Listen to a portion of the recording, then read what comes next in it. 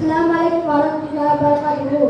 يا أيها الناس اتقوا ربكم الذي خلقكم من نفس واحدة وخلق منها زوجها وبث منهما رجالا كثيرا والنساء واتقوا الله الذي تساءلون به والأرحام إن الله كان عليكم رقيبا. நான் இப்போது உங்கள் முன் எடுத்துக்கொண்ட தலைப்பு அல்லாஹ்வை நினைப்போம் அர்ச்சனையை இருப்போம். உலகில் மனிதனை படைத்த நோக்கமை படைத்த இறைவனை வணங்குவதற்காகதான்.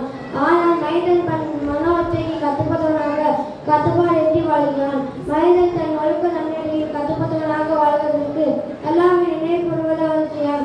அல்லாஹ்வை நினைவுபடுவதன் மூலமாகத்தான் நமது உள்ளங்கள் அமைதி பெறும். அல்லாஹ்வின் நிலையிலான மரபினாலே அல்லாஹ் 7 பேருக்கு மற்றும் நிலையிலிருப்பான். திக்ர் செய்தவர்களுக்கு இறைவன் அருள் கூறி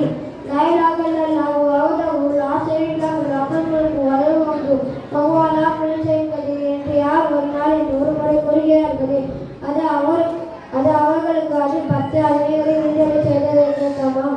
மேலும் அது அவருக்கு 100 நன்மைகள் எழுதப்படும். அதன் கணக்கில் இருந்து 100 தீமைகளை அளிக்கப்படும். அல்லாஹ் வந்து கூறுகிறான், பத்குரூனி அதுக்குறுக்கும் பத்குரூனி பராதாக்தியும். என்னை நினைவுங்கள், நான் உங்களை நினைக்கிறேன்.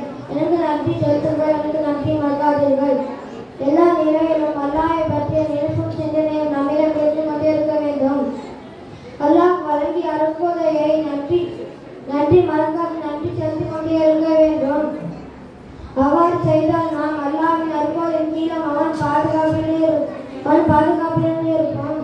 அல்லாஹ் வந்து கூறி காட்டுற நபி அவர்கள் சொல்றாங்க, என் அடியான் என்னை அமர்க்குள் நினைத்தால் நான் எனக்குள் அவனை நினைப்பேன்.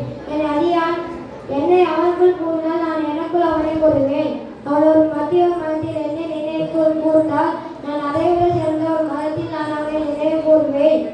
அவன் ஒரு சான் அளவுக்கு என்னை நெருங்கினான், நான் ஒரு முலம் அளவுக்கு அவனை நெருங்குவேன். அவன் ஒரு முலம் அளவுக்கு என்னை நெருங்கினான், நான் என் 2 கைகள் நீளம் அளவுக்கு அவனை நெருங்குவேன். அவன் என்னை நோக்கி நடந்து வந்தால் நான் அவனை நோக்கி ஓடி செல்வேன் என்று மனிதனாகி அல்லாஹ் கூறுகிறான். எனவே நாம் அனைவரும் எல்லா நிலையிலும் அல்லாஹ்வை நினைத்து வெற்றி பெறுவோம். அஸ்ஸலாமு அலைக்கும் வரஹ்மத்துல்லாஹி வபரகாத்துஹு.